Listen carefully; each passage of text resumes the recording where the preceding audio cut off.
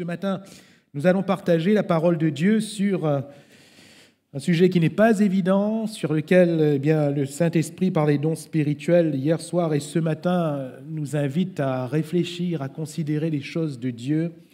Et ce thème, c'est l'humilité. L'humilité. On a entendu parler d'orgueil ce matin. Accepter de s'humilier. Ce n'est pas quelque chose de facile. Accepter de s'humilier. Accepter de s'abaisser. Accepter de s'écraser. Lisons ensemble deux passages des Écritures. C'est le message que j'ai partagé hier et je le partage avec vous ce matin car il m'a paru bon de le faire. Jean 13, versets 1er à 5. Premièrement, Jean 13, versets 1er à 5. Avant la fête de Pâques, Jésus, sachant que son heure était venue de passer de ce monde au Père, et ayant aimé les siens qui étaient dans le monde, mit le comble à son amour pour eux. Pendant le souper, lorsque le diable avait déjà inspiré au cœur de Judas Iscariote, fils de Simon le dessein de le livrer, Jésus, qui savait que le Père avait remis toutes choses entre ses mains, qu'il était venu de Dieu, qu'il s'en allait à Dieu, se leva de table, ôta ses vêtements et prit un linge dont il se ceignit. Ensuite, il versa de l'eau dans un bassin et il se mit à laver les pieds des disciples et à les essuyer avec le linge dont il était saint. Amen. Deuxième passage, Philippiens 2, versets 5 à 11. Philippiens 2, versets 5 à 11.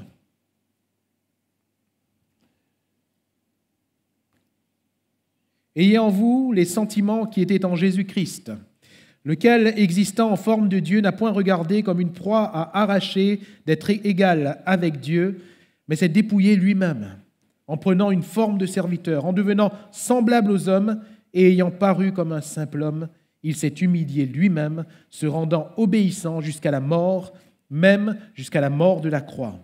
C'est pourquoi aussi Dieu l'a souverainement élevé et lui a donné le nom qui est au-dessus de tout nom, afin qu'au nom de Jésus, tout genou fléchisse dans les cieux, sur la terre et sous la terre, et que toute langue confesse que Jésus-Christ est Seigneur à la droite de Dieu le Père. Amen. Gloire à Dieu. L'humilité, ou plutôt l'humiliation, utilisons le terme fort, l'humiliation est certainement la pratique qu'on aime le moins dans la vie chrétienne. On n'aime pas s'abaisser. On n'aime pas. On peut parler, oui, de la parole, on peut parler de la louange, on peut parler de beaucoup de choses, mais quand il s'agit pour nous de s'écraser, on n'aime pas. C'est cependant, et nous l'avons lu, la qualité de Jésus, le Fils de Dieu. Il s'est humilié. On l'a lu. Il s'est dépouillé. Il s'est levé pour faire ce qu'un esclave faisait devant ses disciples. Ceux qui, hiérarchiquement parlant, on parle du point de vue humain, ceux qui, hiérarchiquement parlant, étaient ses inférieurs, c'est lui le maître, les autres étaient ses disciples, eh bien, il est descendu plus bas et il s'est fait esclave pour les servir et leur laver les pieds. C'est la qualité du Fils de Dieu et frères et sœurs. Nous n'avons pas été sauvés parce que Jésus a bien prêché. Nous n'avons pas été sauvés parce que Jésus a fait beaucoup de miracles. Nous avons été sauvés par la croix de Jésus. Et la croix de Jésus, c'est son humiliation. Autrement dit, vous et moi, nous sommes sauvés parce que le Fils de Dieu s'est humilié. À cause de cette qualité de l'humilité. Et si lui s'est humilié, nous, à plus forte raison les chrétiens, ceux qui sont nés de lui, nous devons nous humilier. Alors nous allons voir succinctement quels sont les moteurs de notre humiliation, mais permettez-moi de rester un bon moment en préambule sur cette définition de l'humilité. S'humilier, c'est quoi, concrètement? J'ai regardé au dictionnaire, et pour ne pas le citer, le Larousse, ça aurait pu être un autre. Eh bien, le Larousse nous dit que s'humilier, c'est s'abaisser, avoir une attitude servile devant quelqu'un ou quelque chose, par faiblesse, par lâcheté ou par intérêt. Je m'arrêterai premièrement sur la première partie de cette définition qui est juste. S'humilier, c'est s'abaisser, avoir une attitude servile devant quelqu'un ou quelque chose. Et frères et sœurs, c'est là ce qui est difficile pour l'être humain. S'abaisser. Avoir une attitude servile, ou si vous préférez, de serviteur, devant quelqu'un ou quelque chose. Ce n'est pas facile. Et je crois qu'il est bon qu'on se l'avoue premièrement. Ce n'est pas facile. Quelqu'un va peut-être dire, si, moi j'ai appris, je sais m'humilier. Gloire à Dieu, mais jusqu'à quel point? Jusqu'à quel point? Ce n'est pas facile de s'humilier, ce n'est pas facile de s'abaisser, ce n'est pas facile parfois de s'écraser. Ce n'est pas facile de tendre la joue gauche quand on nous frappe sur la joue droite, n'est-ce pas? Ce n'est pas facile de bénir celui qui nous maudit. Ce n'est pas facile de demander sincèrement pardon lorsqu'on pense avoir sincèrement raison. Ce n'est pas facile. Pourtant, toutes ces choses sont bibliques, n'est-ce pas? Ce que je viens de citer, ce n'est pas moi, c'est la Bible. Ce n'est pas facile. Et c'est pourtant une réalité. S'humilier. Et c'est cette réalité qui nous manque. Le Saint-Esprit nous l'a rappelé ce matin, et pour ceux qui étaient là hier soir, le Saint-Esprit nous l'a rappelé également.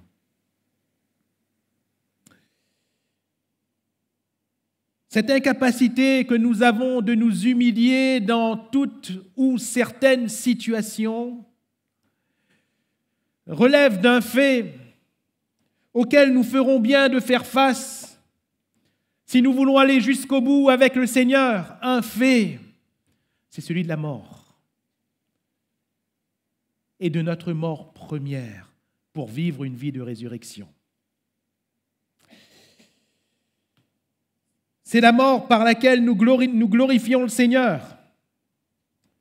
Paul va dire aux Romains, chapitre 6, verset 8, « Or, si nous sommes morts avec Christ, nous croyons que nous vivrons aussi avec lui. Si nous sommes morts, nous vivrons. »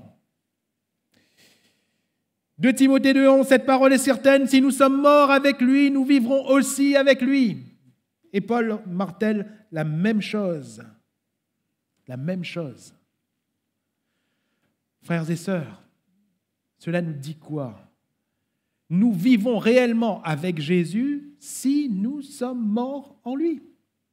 Alléluia. Or,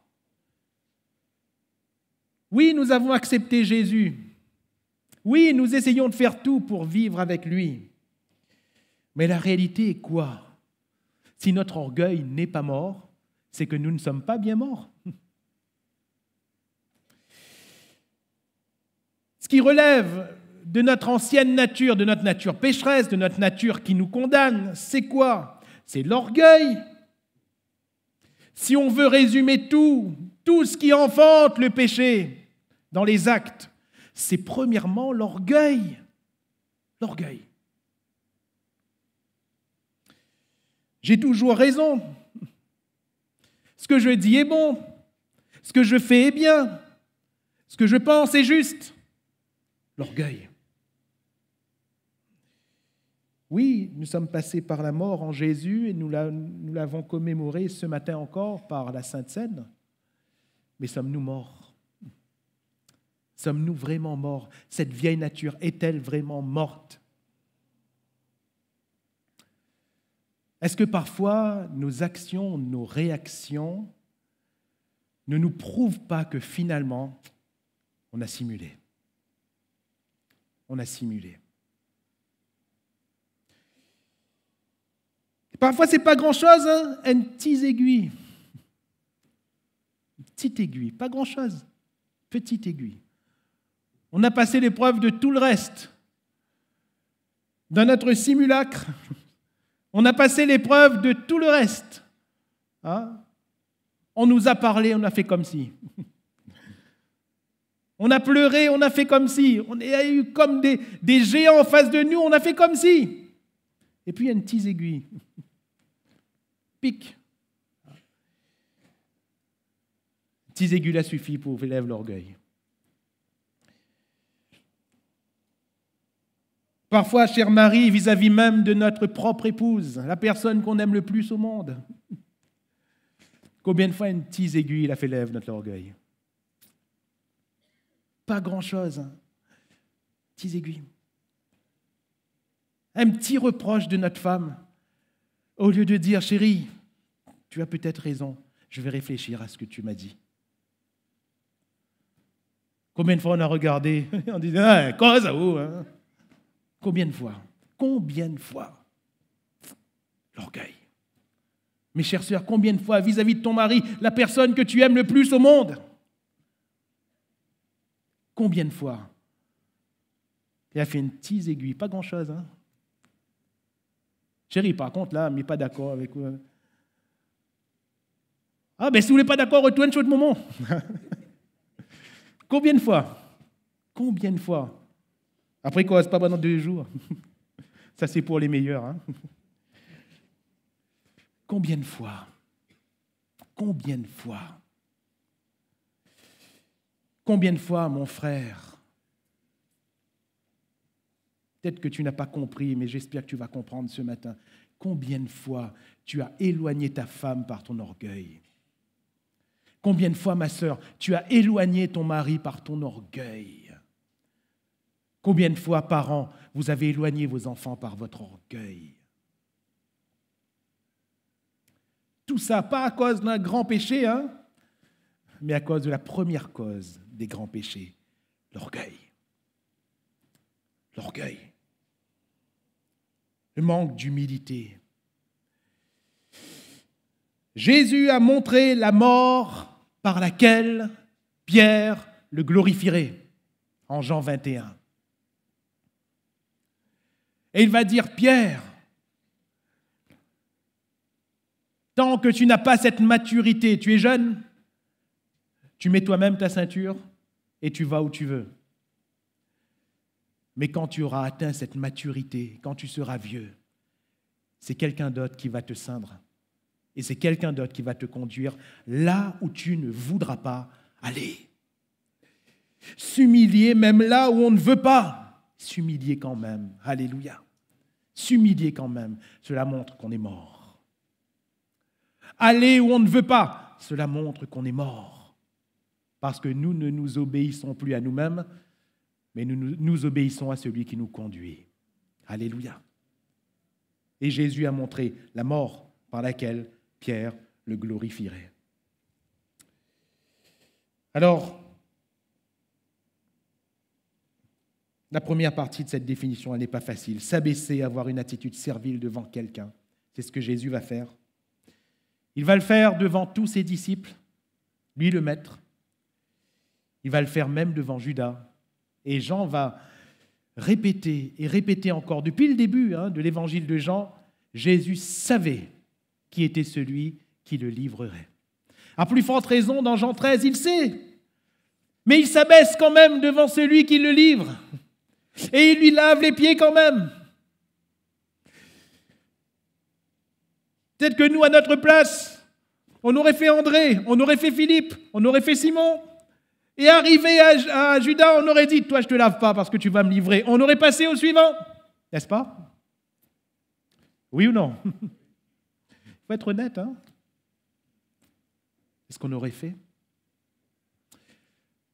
Jésus devant Judas, il sait ce qui va se passer.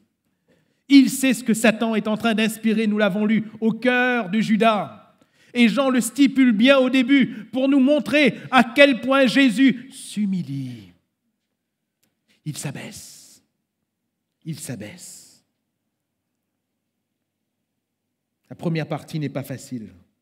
Alors j'en viens à cette deuxième partie du Larousse, quant à la définition de s'humilier. S'abaisser, avoir une attitude servile devant quelqu'un, quelque chose. Et il rajoute par faiblesse, par lâcheté ou par intérêt. Et j'aimerais dire que là n'est pas la définition biblique. Ça, c'est la définition du monde. Pourquoi ? Parce que le monde ne comprend pas. Il y a beaucoup de choses que le monde ne comprend pas. Et pour le monde, s'humilier, s'abaisser, c'est par faiblesse, par lâcheté ou par intérêt. Si vous préférez, par hypocrisie. Mes frères et sœurs, nous qui sommes chrétiens, nous comprenons. Et j'aimerais le dire haut et fort. Il faut être non pas faible, mais très fort pour s'humilier. Alléluia. Il faut être non pas lâche, mais très courageux pour s'humilier. Il faut être non pas hypocrite, mais très honnête pour s'humilier. Et c'est ce que Jésus a fait. La force de Jésus n'a pas été dans sa prédication, la force de Jésus n'a pas été dans les miracles qu'il a accomplis, la force de Jésus a été dans son humilité.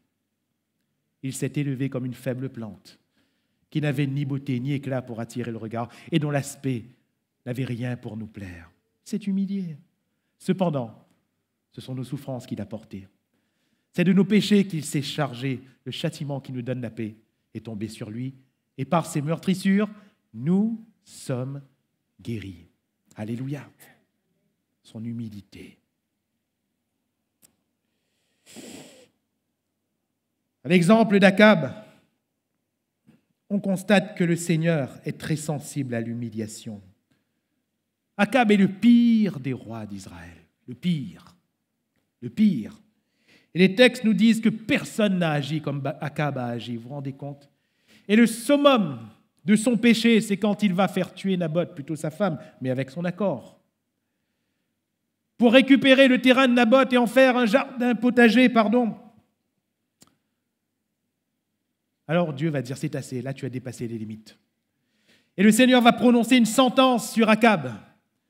Et le Seigneur va prononcer la malédiction, la mort. Les chiens lècheront ton sang. Et puis, presque coup de théâtre, Akab ne va plus être à ce moment-là comme il avait été auparavant. La Bible nous montre qu'il va s'humilier, déchirer ses vêtements, va prendre le sac, va prendre la cendre, et aux yeux de tous, il va marcher la tête courbée. Mais ce n'était pas seulement pour les hommes, ce n'était pas hypocrite. Parce que Dieu ne s'arrête pas aux apparences, n'est-ce pas ? Dieu ne s'arrête pas à ce que nous on voit, le Seigneur regarde au cœur. Et le Seigneur a vu le cœur d'Akab et qu'est-ce qu'il va dire ? Eh bien, dans 1 Roi, chapitre 21, verset 29, 1 Roi 21, 29, « As-tu vu comment Akab s'est humilié devant moi ?» Alléluia. « As-tu vu comment Akab s'est humilié devant moi parce qu'il s'est humilié devant moi ? Je ne ferai pas venir le malheur pendant sa vie. » Akab, par son humiliation, a détourné une sentence même de Dieu. Pourquoi ? Parce que Dieu est sensible à l'humiliation d'un homme. Dieu est sensible à l'humiliation d'une femme. Dieu est sensible à l'humiliation d'un peuple. Si mon peuple, de Chroniques 7,14, si mon peuple, sur qui est invoqué mon nom, s'humilie, prie, cherche ma face. Premièrement, s'humilie. Le peuple de Dieu, c'est le peuple qui s'humilie. Les enfants de Dieu sont les enfants qui s'humilient. Pas seulement dans un acte de piété, de jeûne ou de prière, mais ce sont ceux qui vivent une vie d'humilité. La prière faite dans l'humiliation est donc une prière qui prend inéluctablement le chemin de l'exaucement. Rappelez-vous ce publicain de Luc 18. Le pharisien, il était venu devant Dieu avec toutes ses œuvres, avec toute sa justice humaine, avec toute sa piété personnelle. Et il a dit, « Seigneur, je te loue de ce que je ne suis pas comme les autres. Je te loue de ce que je jeûne, de ce que je fais, je donne ma dîme, je donne mes offrandes, je te loue de ce que je fais plein de choses, Seigneur. » La Bible nous dit que lui n'est pas sorti de la présence de Dieu justifié. Et par contre, le publicain, dans Luc 18, verset 13-14, le publicain se tenant à distance n'osait même pas lever les yeux au ciel, Mais il se frappait la poitrine en disant « Ô Dieu, sois apaisé envers moi qui suis un pécheur. Je vous le dis, va dire Jésus, celui-ci descendit dans sa maison justifié plutôt que l'autre, car quiconque s'élève sera abaissé, et par contre, celui qui s'abaisse sera élevé. » Alléluia. Et qui l'élève, celui-là? C'est le Seigneur. C'est le Seigneur. C'est le Seigneur qui l'élève. Connaissons tous ce passage du psaume 34 qui nous dit « Quand un malheureux crie, l'Éternel entend et il le délivre de toutes ses détresses. » Quand un malheureux crie, seulement l'étymologie de ce terme en hébreu qui donne en français ici « malheureux » dans le texte, l'étymologie nous parle de quelqu'un qui a été humilié. Humilié. Quand un humilié crie, l'Éternel entend et il le délivre. Alléluia. Et souvent, nous passons dans des situations qui nous humilient parce que le Seigneur veut qu'on apprenne l'humilité, parce que c'est par l'humilité qu'on apprend à se dépouiller et qu'on apprend à nous tourner vers le Seigneur. L'humiliation.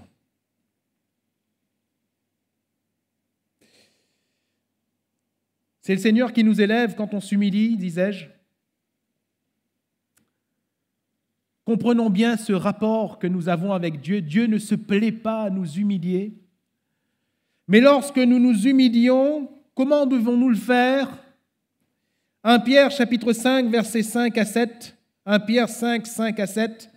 De même, vous qui êtes jeunes, soyez soumis aux anciens, et tous, dans vos rapports mutuels, revêtez-vous d'humilité, car Dieu résiste aux orgueilleux, mais il fait grâce aux humbles. Répétons cette dernière phrase.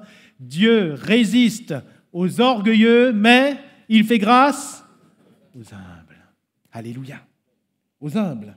La suite. Humiliez-vous donc sous la puissante main de Dieu, afin qu'il vous élève au temps convenable, et déchargez-vous sur lui de tous vos soucis, car lui-même prend soin de vous. Alléluia. Et déchargez-vous. Vous voyez, ça vient compléter la phrase d'avant. Et déchargez-vous. Souvent on cite, même moi je le fais, on cite ce déchargez-vous sur lui de tous vos soucis et lui-même prendra soin de vous de manière un peu trop gratuite. Et vous avez remarqué, nous sommes dans une société de consommation. Et à la limite, on vient vers le Seigneur pour voir ce qu'il peut nous donner. Ah, j'aime bien cette parole. Déchargez-vous sur lui de tous vos soucis et il prendra soin de moi. Alléluia, frère, ou la prêche une bonne parole. Le problème, c'est qu'il y a un « et » au départ. Ce qui veut dire qu'il faut regarder la phrase d'avant. Et la phrase d'avant nous dit « humiliez-vous ». Aïe, ça on aime moins. Ça on aime moins. J'aime venir à l'église pour recevoir. Il y a un président des États-Unis qui a dit à un moment donné « Ne demandez pas ce que l'Amérique a à vous donner, mais vous demandez-vous ce que vous avez à donner à l'Amérique. » On vient et on consomme. Je vous parlais de ma belle-mère, ce n'est qu'un exemple parmi tant d'autres, et l'église de Saint-Louis, à ces anciens qui ont laissé ce témoignage de ce qu'au départ, il n'y avait rien, mais ils ont donné. Ils ont donné, et ils se sont donnés. Et souvent, on n'est pas content parce qu'on n'a pas reçu. Mais est-ce qu'on a donné? Humiliez-vous donc sous la puissante main de Dieu. Devant qui devons-nous nous humilier? Devant Dieu. Alléluia. Devant Dieu. Sous la puissante main de Dieu. Et la puissante main de Dieu, c'est quoi, frères, sœurs, quand on traverse l'épreuve? Quand on traverse un moment difficile, quand on est en face de quelqu'un qui nous maudit, quand on est en face d'une situation qui nous rabaisse, quand on est en train d'être avili, de s'abaisser, vous avez vu? Jésus n'a pas eu peur d'aller jusqu'au bout de cette humiliation parce que c'est devant son Père qu'il s'humiliait. Il ne considérait pas les hommes. Il aimait les hommes, nous le verrons tout à l'heure. Il ne considérait pas la méchanceté des hommes. Mais c'est devant Dieu, sous la puissante main de Dieu. Et c'est quoi s'humilier sous la puissante main de Dieu? Très simple à comprendre. Frères, sœurs, dans l'humiliation, continuons d'obéir à Dieu. Alléluia. Car c'est en obéissant à Dieu qu'on est sous sa puissante main. Si on n'obéit plus à Dieu, on n'est plus sous sa puissante main. Il ne peut plus nous relever, il ne peut plus nous élever. Il va nous élever, oui, au temps convenable. Quel temps? Le nôtre? Non, le sien. C'est son temps qui compte, ce n'est pas le nôtre. Alléluia. Mais humilions-nous, c'est-à-dire continuons d'obéir à Dieu. Continuons. Car c'est sous sa puissante main que nous nous humilions. C'est l'exemple que Christ nous a laissé. Alors, succinctement, voyons les moteurs de l'humiliation de Jésus, de son humilité. Premièrement, il s'humilie parce qu'il aime. Alléluia. Le premier moteur de Jésus pour s'abaisser devant les autres, c'est l'amour. C'est l'amour, le lien par excellence. Et l'amour nous amène à faire quoi? Philippiens 2, 3. Ne faites rien par esprit de parti ou par vaine gloire, mais que l'humilité vous fasse regarder les autres comme étant au-dessus de vous-même. Alléluia. Que l'humilité nous fasse regarder les autres comme étant au-dessus de nous-mêmes. Et comment être capable de regarder à l'autre comme étant au-dessus de soi? Mais c'est parce qu'on aime l'autre. Et quand on aime notre prochain, on voit forcément notre prochain comme étant au-dessus de nous. Alléluia. Mais pour ça, frères, sœurs, il faut forcément, pour voir notre prochain comme étant au-dessus de nous, il faut forcément se voir au-dessous de l'autre. Forcément. Ça passe par là. Ça passe par là. Et vous verrez en quoi ça ne pose aucun problème quant à la vie chrétienne. Que faut-il considérer? Il faut considérer quelle est la pire personne. Et ce matin, dans l'église de Saint-Louis, quelle est la pire personne? C'est difficile de répondre à cette question. Peut-être quelqu'un va dire, frère, m'y connais-moi. Quelle est la pire personne? J'aimerais vous aider. C'est compliqué pour moi de dire un nom à ce pupitre, mais comme vous êtes de bons enquêteurs, je vais vous donner une indication. La pire personne dans cette salle, c'est la personne qui est à gauche de la personne qui est à votre droite. Vous avez trouvé? La personne qui est à ma droite, c'est Samuel. Et la personne qui est à sa gauche, c'est qui? C'est moi. C'est moi. Parfois, on cherche, qui est meilleur, qui est moins bon. C'est compliqué quand on commence à rentrer dans de telles analyses. Qui est meilleur et qui est moins bon? Un jour, un homme est allé voir un pasteur à la fin d'une réunion en disant « Frère, merci au Seigneur, je suis pour la première fois au milieu de vous ce matin. Merci au Seigneur parce que ce que j'ai cherché depuis si longtemps, je l'ai trouvé. » Le pasteur dit « Ah bon, tu cherchais quoi ?» Et il va dire « Je cherchais l'église parfaite. Je cherchais l'église parfaite. Et je suis allé dans tellement d'églises. Et l'église parfaite, je l'ai trouvée ce matin, c'est ici. » Et le pasteur l'a regardé et lui a dit « Je suis désolé de t'apprendre que tu n'as pas trouvé l'église parfaite. Parce qu'au moment où tu y es entré, elle est devenue imparfaite. Au moment même où tu as franchi le seuil de cette église est devenue imparfaite. Elle était peut-être parfaite avant que tu entres. Mais au moment où tu es entré, elle est devenue imparfaite. » Voyez-vous, mes frères et mes sœurs, s'humilier, c'est premièrement se regarder à soi-même. Ce n'est pas regarder aux autres, c'est regarder à soi-même et considérer combien on est indigne. Et si on a compris ça, c'est facile de voir les autres comme étant au-dessus de soi. Alléluia.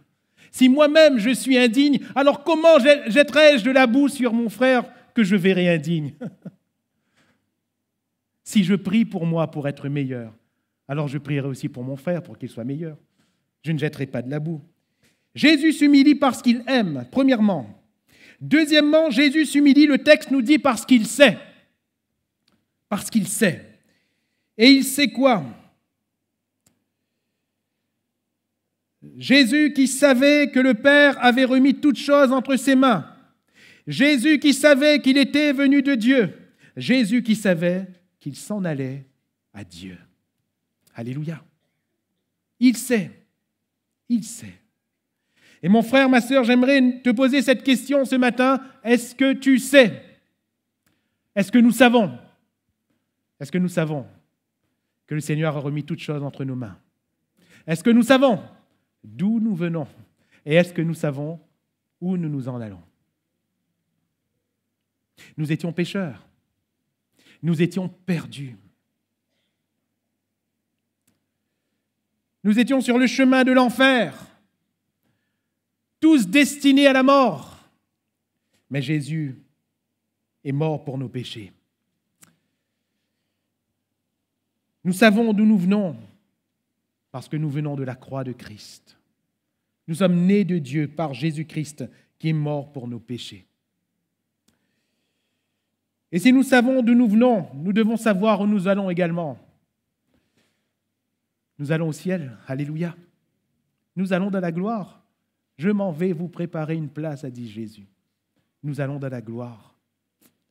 Si nous savons que nous sommes nés de Dieu et que nous allons vers la gloire de Dieu, frères et sœurs, l'humiliation n'est forcément que temporelle.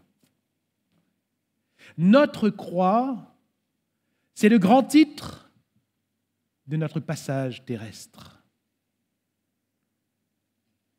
Nous sommes sur la terre, vous et moi, afin d'apprendre l'humilité, afin d'apprendre à nous humilier. Jésus a appris l'obéissance par les choses qu'il a souffertes. Et nous, refuserions-nous la souffrance? Je répète, nous sommes dans une société de consommation où littéralement, si quelque chose ne nous plaît pas, on jette. Si quelque chose nous crée des désagréments, on jette. Si quelqu'un même nous crée des désagréments, on jette. Le siècle de la grande facilité. Vous vous rendez compte qu'aujourd'hui, même des jeunes qui vont postuler pour des emplois, ils ne s'inquiètent même pas d'avoir un salaire ou pas. Si ça ne leur plaît pas, ils jettent. Si ça leur cause des désagréments, ils jettent. Mais le Seigneur nous apprend à nous humilier. Et nous pouvons nous humilier, frères, sœurs, parce qu'on sait. Alléluia. Nous savons ce que nous sommes. Nous savons que nous sommes enfants de Dieu. Et parce que nous sommes enfants de Dieu, alors le diable n'a pas de pouvoir sur nous. Oui, Satan a pu inspirer au cœur de Judas. Oui, Satan a pu entrer en Judas. Dans ce même chapitre de Jean 13, nous le lisons. Il a pu le faire. Parce qu'à mon sens, voyez-vous, Judas, lui, ne savait plus. Il ne savait plus. Il n'était plus dans ce chemin que le Seigneur leur avait ouvert. Il était parti au même titre que les autres, mais à un moment donné, il a abandonné ce savoir. Il a oublié qui il était. Quand on ne sait plus, alors le diable, il sait qu'il peut intervenir. Mais tant qu'on sait que nous sommes enfants de Dieu, alors oui, l'épreuve va nous humilier. On va pouvoir s'abaisser, il n'y a pas de problème, mais nous ne laisserons pas de terrain au diable. Nous ne lui laisserons pas l'avantage. Notre corps peut souffrir, notre morale peut souffrir, nous pouvons pleurer, mais nous sommes enfants de Dieu et nous acceptons la souffrance. Accepter de s'humilier. Et enfin, Jésus s'humilie pour ce qu'il veut. Pour ce qu'il veut. Que voulait Jésus? Et nous, que voulons-nous? Oui, si nous nous humilions parce qu'il y a un intérêt au bout, oui, ça c'est la définition du monde. Si nous nous abaissons pour recevoir quelque chose, ça c'est la définition du monde. Mais mes frères et mes sœurs, comme je le disais hier soir, est-ce que vous n'avez pas des fois le sentiment de rechercher moins que ce que vous avez déjà? Parfois, on s'humilie pour des causes bien humaines, pour des besoins bien personnels. Mais souvent, on s'humilie pour ce qu'on a déjà. Si on s'humilie pour une position, nous avons déjà la plus haute des positions. Parce que vous et moi, nous sommes assis en Jésus-Christ, à la droite de Dieu le Père. Alléluia. Nous avons déjà la plus haute des positions. Que cherchons-nous? Que voulons-nous? Si nous nous humilions, eh bien pour recevoir une réponse dans un besoin ou un autre, la Bible nous dit que ce que nous demandons au Seigneur, nous croyons que nous l'avons reçu et nous le verrons s'accomplir. Alléluia. La Bible nous dit que nous avons tout pleinement en Jésus-Christ. Alors pourquoi est-ce que nous allons chercher encore? Si nous avons trouvé en Jésus le trésor, qu'allons-nous chercher encore? Le royaume de Dieu est semblable à cette perle que va trouver le marchand. Le marchand de perles, il a déjà beaucoup de perles, certainement de grande valeur, mais quand il a trouvé cette perle-là, il vend tout ce qu'il a pour acheter cette perle. Mais après, il ne cherche plus les autres perles. Il a trouvé la plus belle perle, celle qui a le plus de valeur. Pourquoi est-ce qu'il va en chercher d'autres encore? C'est fini, on ne cherche plus. Frères et sœurs, quand on a trouvé Jésus, on ne cherche plus. Alléluia. On a tout trouvé. Mais je ne comprends pas. Pourquoi si en Jésus on a tout trouvé, on va chercher encore? Pourquoi? Pourquoi? Le royaume de Dieu est semblable à un homme qui a trouvé un trésor dans un champ. Il a trouvé un trésor tel qu'il vend tout ce qu'il a et il achète ce terrain parce qu'il veut ce trésor. Mais quand on a trouvé le trésor, on ne va pas chercher d'autres trésors parce qu'on l'a trouvé. Alléluia. Si nous avons trouvé Jésus, pourquoi allons-nous chercher autre chose? Pourquoi allons-nous chercher autre chose? Si nous avons tout, que cherchons-nous? Si nous avons tout. Parfois, ça me dépasse. Ça me dépasse de voir des croyants désespérés. On dirait que la vie est terminée, on dirait que ceci, alors qu'il y a un besoin. Un simple, pardonnez-moi, je ne diminue en rien la souffrance de qui que ce soit, mais c'est un simple besoin humain. Tout est en Jésus, alléluia. Et il ne tardera pas à nous répondre. Il ne tardera pas à subvenir. Pourquoi allons-nous chercher encore à droite ou à gauche? Vous savez, ça me fait penser, ce proverbe que m'a dit un jour quelqu'un, paye taxi, marche à pied. Vous la faites payer le taxi, mais on marche à pied. Ça sert à quoi alors? Ça sert à quoi? D'avoir pleuré, d'avoir cherché le Seigneur, de l'avoir trouvé. Ça sert à quoi? Il s'humilie parce qu'il veut. Il cherche le royaume de Dieu. Cherchez premièrement le royaume de Dieu et sa justice. Toutes choses vous seront données par-dessus. Et si nous cherchons premièrement le royaume de Dieu, on s'humilie. Alléluia. On s'humilie et on meurt à soi-même. J'aimerais conclure pour ne pas prendre plus de temps. Nous avons déjà pas mal débordé. Et mes frères et mes sœurs, nous parlons bien de la chose qui est certainement la plus difficile à vivre en tant que chrétien. Et parfois, on ne comprend pas. Parfois, on se trompe soi-même. Parce qu'on pense que Satan nous a cherché des tribulations.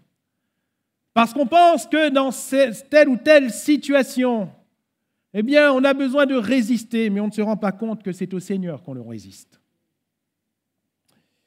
On ne se rend pas compte que le Seigneur a voulu nous conduire à une humilité, à une humiliation, pour que l'on voie sa gloire.